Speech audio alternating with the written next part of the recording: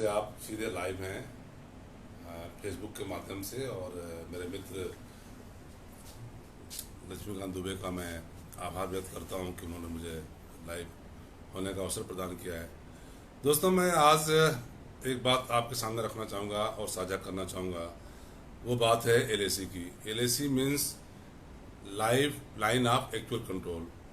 भारत और चाइना के बीच जो एक लंबी सीमा रेखा है उसे हम एलएसी कहते हैं। एलएसी मतलब not border, not international border.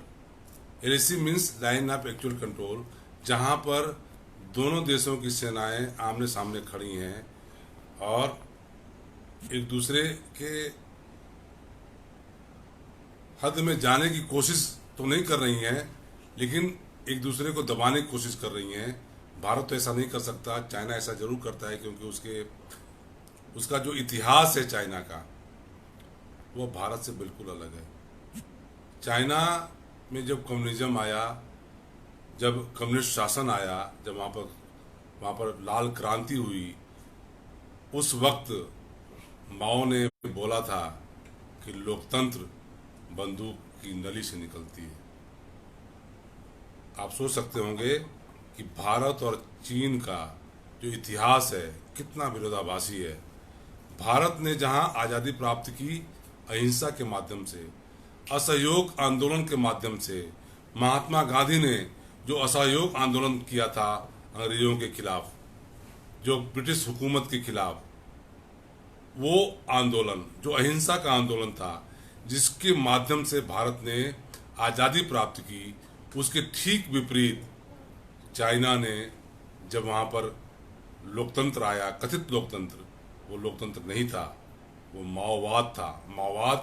माओ ने जब वहाँ पर शासन का अधिग्रहण किया, वहाँ की राजशाही को नेस्तनाबूद करके, तो उसने जानते हैं क्या बोला था? उसने बोला था कि लोकतंत्र बंदूक की नली से निकलता है। आप सोच सकते हैं, क्या ऐसा देश जहाँ पर लोकतंत्र क्रांति से निकलती हो, सशस्त्र क्रांति से होता हो, उस देश के साथ क्या आपकी मित्रता हो सकती है? नेहरू जी ने यही भूल की थी, वही भूल मोदी जी ने भी की है। मैं इस बात को इनकार नहीं कर सकता, इस बात को कहने मुझे तनिक भी गुरेज नहीं है कि जिनपिंग के साथ जो दोस्ती का जो हाथ बढ़ाया मोदी जी ने, वो शायद उनका आत्मघाती कदम था। लेकिन एक लोकतांत्रिक सरकार के सामने और कोई विकल्प होता है क्या? बिल्कुल नहीं। मुझे लगता है कि नरेंद्र मोदी जी की इस कार्य में, चाइना के सामने जो उन्होंने दोस्ती का हाथ बढ़ाया, वो एक लोकतांत्रिक सरकार का अपना तरीका था। ये होना चाहिए। हम अपने दुश्मन से भी सबसे पहले दोस्ती का हाथ बढ़ाते हैं। अगर दोस्ती कामयाब ना हुई, तब हम दिखाते हैं कि हम तुम्हारे साथ मुकाबला करने को तैयार हैं। मोदी जी ने जो कुछ भी किया ठीक किया, लेकिन नेहरू से सबक लेते हुए अगर उन्होंने ये काम पहले किया होता कि दोस्ती का हाथ बढ़ाने से पहले अपनी सीमाओं पर स्ट्रांग पोजीशन लाई होती, जैसा कि आज उन्होंने किया है, मुझे लगता है कि वो ज़्यादा बेहतर होता। लेकिन उन्होंने ऐसा नहीं किया।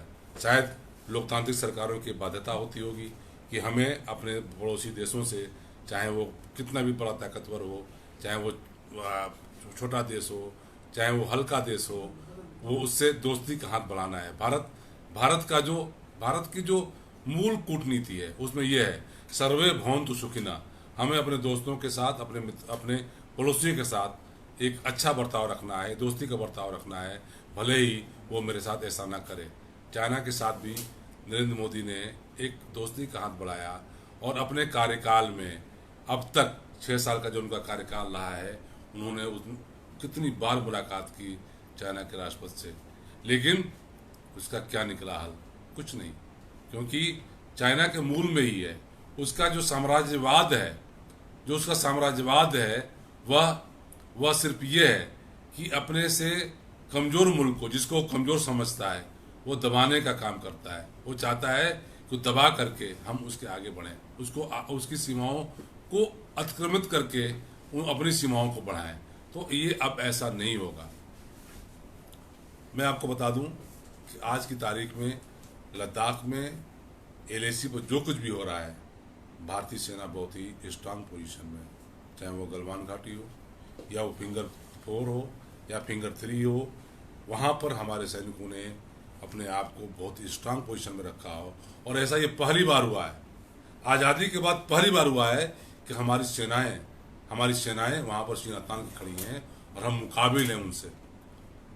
हमारी सरकार ने आज तो पार्लियामेंट में भी बोल दिया, आज नरेंद्र मोदी जी ने आज पार्लियामेंट में जाने से पहले, जो मानसून सत्र शुरू हुआ है उसके पहले मीडिया से मुखातिब होते हुए उन्होंने बोला कि हमारी सेनाएं वहाँ पर सीमा की रक्षा कर रही हैं, पूरा देश उनके साथ खड़ा है।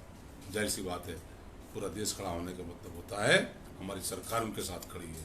आज एक संदेश जा रहा है चाइना के साथ। जब हम चाइना का नाम सुन करके हम घबरा जाते थे, आज चाइना का नाम सुन करके भी घबराहट की बात छोड़िए, हम उनसे मुकाबला करने को तैयार हैं। हमने उन इलाकों पर भी कब्जा कर लिया है जो 1962 के युद्ध के बाद चाइना ने वहाँ पर कब्जा कर रखा था। चाइना की जो PLA है, जो पीपुल्स लिबरेशन आर्मी, जो उसने कब्जा कर रखा था, उन पहाड़ियों पर भारतीय सेना ने आज कब्जा कर रखा है। और हम दो मुकाबला करने के लिए तैयार हैं। वहाँ पे हमारी सेना मुस्तैद है और हमें घबराने की कोई जरूरत नहीं है। और चाइना से वे डरते हैं, वे डराते हैं जो 1962 के युद्ध में हारे, जो उस समय उसके जिम्मेदार थे, वो पार्टियां जिम्मेदार थी, वो सरकार जिम्मेदार थी जो 1962 के युद्ध में जिन्होंने एयरफोर्स का इस्तेमाल नहीं होने दिया। 1962 में युद्ध में अगर एयरफोर्स का इस्तेमाल हुआ होता तो चाइनीज सेना को वो हिमाकत नहीं कर पाती और उसे दुम दबा के भागना पड़ता। ये वही चाइना है जो वियतनाम के युद्ध में हारा है, जो जापान से हारा है। हमें डरने की कोई ज़रूरत नहीं है। आज हमारे साथ हर कुछ है, हमारी सरकार है। हमारी सरकार ने साफ तौर पर ये संदेश दिया हुआ है कि ये लिमिट है, ये LAC की लिमिट है, इसके आगे नहीं, हम इसके पीछे नहीं हटेंगे। गलवान घाटी में अब तो वाशिंगटन पोस्ट ने भी ये संदेश दे दिया है कि चाइना के 60 सोल्जर मारे गए थे, हमारे 30 मारे गए, उनके 60 मारे गए। हम मुकाबिल हैं, हम मुकाबिल रहेंगे।